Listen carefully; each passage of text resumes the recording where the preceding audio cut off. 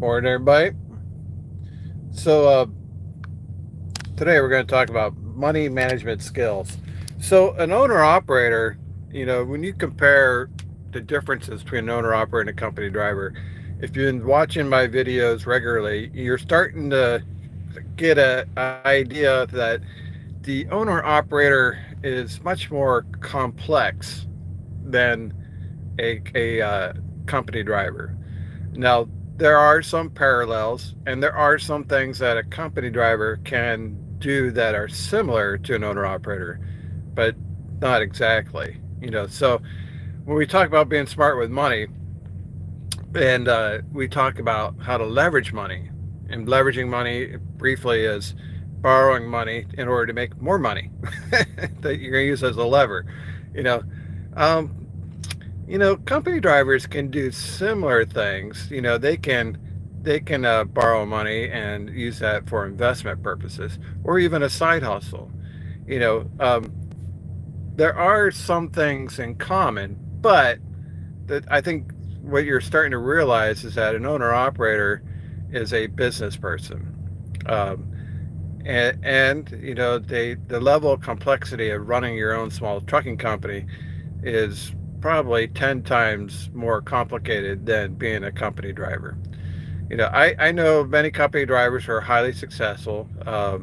Many company drivers at Crete retire as millionaires. And there's nothing wrong with being a company driver. You can be just as successful as a company driver as you can be as an owner operator if you play your cards right. And that holds true for being an owner operator. Not all owner operators are successful, because they made decisions along the way that had long-term implications that prevented them from reaching higher levels of success. There are scenarios where guys try to become owner operators, and they would have been better off had they stayed as a company driver because they lacked, they lacked the skills to be successful as an owner operator, but they could have been highly successful as a company driver. So I would never say, for example, that an owner operator is better than a company driver. That's up to you. What do you prefer? Either one is perfectly okay. Being an owner operator involves having more risk um, than being a company driver. Uh, it's a different way of trucking. It's a different career path. In the end, when you're ready to retire, both choices will get you there. Will get you to the point where you're able to retire. So it's just a matter of how you want to get there. Do you want to take on the challenge of being an owner operator, or do you want to succeed as your role as a company driver? Either way is perfectly fine. There's many times when company drivers has helped me out, even though I was an owner operator.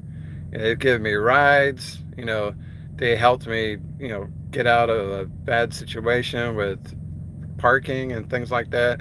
And it goes back and forth. Owner operators help company drivers, and company drivers help owner operators. So there isn't, this big animosity between the two, but there is a difference. And the difference is that company drivers are employees and owner operators are business owners. Business owners employ employees if they wanted to. Employees don't employ employees. You're an employee. As an employee, you have to do what you're told. As a business owner, you decide what you're going to do. You know, um, Now let's talk about money. Because when we look at the skill set, being smart with money is a large part of being an owner operator. Uh, and this is one of the big differences between a company driver and being an owner operator. As an owner operator, you have to make money decisions all the time, and you have to get smart with money. You cannot be successful owner operator and be stupid with your money. You're not going to be successful. These two things don't go together. Stupidity and success do not go together. So you can't be stupid with your money as an owner operator. You have to be very smart with your money. So let's talk about some things that are smart with your money. You need to build your credit score. We talked about that many, many times. Why do you need your credit score? Well, there may be times when you need to take out a loan, and you got to be able to be approved for the loan. So you need to have good credit. You need to manage your debt. Get rid of the credit card debt. That's a must. You have to get rid of credit card debt. That's being smart with money. Use business cards instead of personal credit cards. Get a business credit card. Because every time you use a personal credit card for a truck repair, it lowers your credit score. You throw $1,000 on your Discover card, that's going to lower your personal credit score. But if you put $1,000 on your American Express uh, business Plum card, has no impact on your personal credit. So these are just a few things that we talk about being smart with money. Other things being smart with money: compare interest rates. You know, uh, are you going to take out a personal loan that has, say, 8% interest rate, okay, versus a predatory loan from a repair shop that has a 30% interest rate?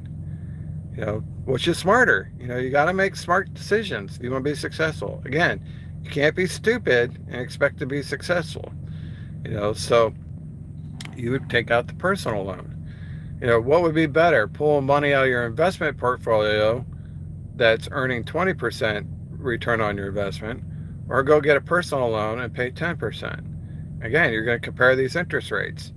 Leave your money alone in your investment portfolio. Once you invest it, don't touch it. You're better off going and get a personal loan, pay a lower interest rate. Make installment loan payments. That will help you build credit, but pay credit cards off. Avoid large purchases when you're a rookie owner operator. A rookie owner operator is you're on your first truck. You're a rookie, especially your first year of owning your truck.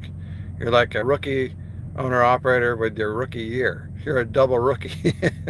Avoid making purchases during your rookie year. You know, what guys do is they make more money and they have what's called lifestyle creep. Lifestyle creep is that because you're making more money, you want to spend more money. So instead of having an average cell phone, you go get the most expensive cell phone. That's lifestyle creep. Instead of having a personal vehicle that is paid for and runs and is reliable, you go get a new vehicle and start making car payments. That's lifestyle creep. So in your first year as a rookie owner operator, you need to try to avoid lifestyle creep. A lot of guys fall into this trap. They make more money and they start spending more money. That's being stupid. Okay? That's a stupid thing to do. I'm sorry if that hurts your feelings, but you're being stupid. You don't know what you don't know. And what you don't know is that these truck repairs are extremely expensive. And when there's no warranty, you're going to be paying out of pocket. And the decisions you make as a rookie can affect you for years to come. If you make a bad decision, you're going to be paying for that decision for a long, long time. Instead of having greater and greater success, you'll always be behind the eight ball. So you have to get smart with money. You really need to understand money in order to be successful as an owner operator.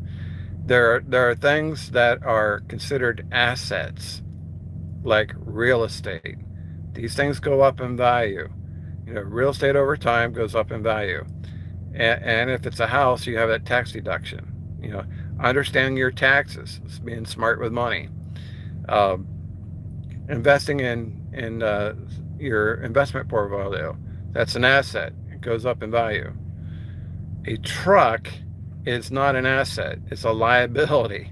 It goes down in value. Probably $20,000 to $30,000 per year. Doesn't go up in value. It comes down in value. So every year you own that truck, it's worth less than the year before. The more miles you drive that truck, it's worth less than it was previously. So trucks depreciate. They don't go up in value; they come down in value.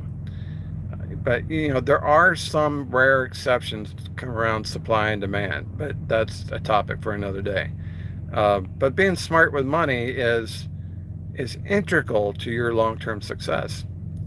And the and the and the biggest thing is for rookies is that you need to save money. You can't be out there spending money. Um, as a rookie, you should be trying to reach financial goals. When your first truck, you should try to improve your credit and at the same time try to save your money. Maybe by the end of 3 years, you'll have your credit in good standing, like, I don't know, probably like 720 to 750 at least at the end of 3 years, and maybe have upwards of $50,000 saved. And you'll be positioned nicely to purchase your second truck. Because now you're starting to get a firm grasp on your finances. You got your credit under control, you got your debt under control, you got your savings on track, you're on your way. Your second truck, you should be trying to reach $100,000 invested. It's very important for your long-term success. So when we talk about successful owner operators, we're talking about being smart with money. You could do a lot of things in your career if you have the money. We've said it many times, cash is king. Okay, you got the cash, you could do a lot of things, but you got to be smart with money. So now here I am after 10 years of being an owner operator. I don't chase money. I don't. For the most part, money chases me. My credit score is over 800. I get credit card offers weekly. You know, I have multiple credit cards, but they're all at zero balance. You know, I have a mix of business credit cards and personal credit cards, and they're all at zero. So I don't even need the credit. But it's available to me if I ever do. Because my credit score is over 800, I qualify for the best interest rates. I get automatic approvals for loans at low interest rates. Um, my investment portfolio is growing over 20% annually. So money is chasing me. I'm not chasing money. I'm not changing carriers to make an extra 5 cents per mile. People are like, why don't you leave Crete? And I'm like, why would I? you know, uh, you know, I don't need to drive 3,500 or 4,000 miles per week. My money's making money. You know, uh, I don't need to go on the spot market. Why would I want to go on the spot market? That's more risk, more expenses, another layer of complexity. I don't need to go on the spot market. I'm on a trajectory that in 10 years I can retire as a millionaire. What else do you want? It's like I'm comfortable with what I'm doing.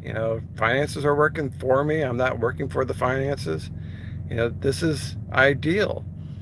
But when you look at what's the difference between an owner operator and a company driver, well, one of the big things is managing your money.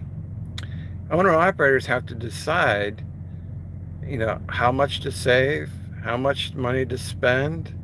They have to think about truck repairs and paying for that. Are they going to pay cash? Are they going to put it on a business credit card? Are they going to take out a personal loan? The complexity is much greater as an owner operator. You're a business person. You may not think of yourself as a business person as an owner operator, but you are functioning as a business person. You're making business decisions on a daily basis, and business people make decisions by and large based around costs, money, investing. They study interest rates. They do cost benefit analysis. They compare their options based on costs. They look for opportunities to generate more revenue. They look for investment opportunities. Now, some of these things you can do as a company driver, but an owner operator does this on a daily basis. They're making business decisions every single day. So in order to be successful as an owner operator, you got to get smart with money. You got to look at high yield savings accounts that can give you 4% return on that savings.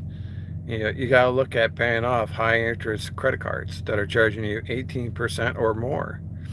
You got to look at the different loan options. What's your credit rating? Things like this. What's your investment strategy? When do you want to retire? How much money do you want to have when you retire? So as the owner operator is driving down the road, he's hauling a load of potato chips, he's thinking about all these strategies for his business. He's thinking about maintenance planning on the truck. When the truck breaks down, he's kind of like the like crisis manager. How's he going to manage this mechanical breakdown? And when he's maintaining his truck, he's like the maintenance planner. And if he's going to do an in-frame, he's like the project manager. And when he's thinking about the finances of his business, he's like a financial manager. And then he has to consult with his accountant about the taxes. So that now he's got to be a manager of taxes as well, his tax strategy. So the complexity is much higher as an owner operator than as a company driver. Now, having said that, I met some very smart company drivers who are very smart with money. They're probably as smart or maybe smarter than some owner operators. So just because you're an owner operator doesn't mean you're smarter than a company driver. These company drivers are kind of clever. They have some smart ideas about money as well. The good ones. There's some stupid ones. I mean, that's true. Guys out there blowing their money rather than saving and investing. But you talk to some of the senior company drivers that are doing extraordinarily well. They're very smart with their money. And you need to be smart as an owner operator. You can't be out there buying chrome to put on your Freightliner Cascadia. That's being stupid. It's absolute stupidity. But guys do it all the time. They got flames on the side of their truck. I don't know why, but you should look at your truck as a piece of equipment that's going to generate revenue. But they like to add chrome and all this stuff, lights that cost money. That if that makes them happy, go for it. But from a financial standpoint, you don't need all that stuff, and you're being stupid with your money. You don't need a chrome bumper on a Freightliner Cascadia. If it was a Peterbilt or a Kenworth, a high-end model, then that might be okay. But you're only going to keep this truck probably 3 years or less. So don't put a lot of money in it and be stupid. You gotta be you gotta be a student of the game. You gotta study money and money making habits, money saving habits. You gotta learn how to invest. You gotta think, how can you get money to work for you? Because if you don't switch this around, you're always chasing money. You never have enough money, and you're always thinking about changing carriers so you can get more money. You're always worried about money, and it's always like no matter how hard you work, there's never enough money. Well, instead of doing all that, why don't you get smart with money? Once you get smart with money, you realize you have enough money to do pretty much whatever you want. But first, you got to develop that skill, and it is a skill. It's a skill that, as a company driver, you probably didn't have. Because the company takes a lot of decisions out of your hands. They have you in a 401k with a fund that is a target date fund. You pick the date you want to retire, and the fund takes care of everything for you. Well, as an owner operator, you're going to have an individual retirement account, an IRA, and now you can start buying and selling stocks that you want. And you have to learn how to do that. So just keep this in mind that A big part of being an owner operator, as far as trying to be a successful owner operator, is developing your money skills and being smart with money. Don't be stupid with money. The stupid shall be punished, because you'll be a breakdown. You won't have the money. And you're going to realize that you made some bad decisions early in your owner operator career. That the 2020 hindsight, you wouldn't have done that. Looking back at it, you're like, oh, I wouldn't have bought it. Spent 20, 30 grand on that. I shouldn't have bought it. Well, you didn't know, but now you do. But rookie owner operators, don't go out there and be spending your money. You know, you need to get smart. Get smart with money. You start making big purchases, you going to put yourself in a bad spot. All right, guys, that's all I got for you. Thanks for watching. We'll see you on the internet.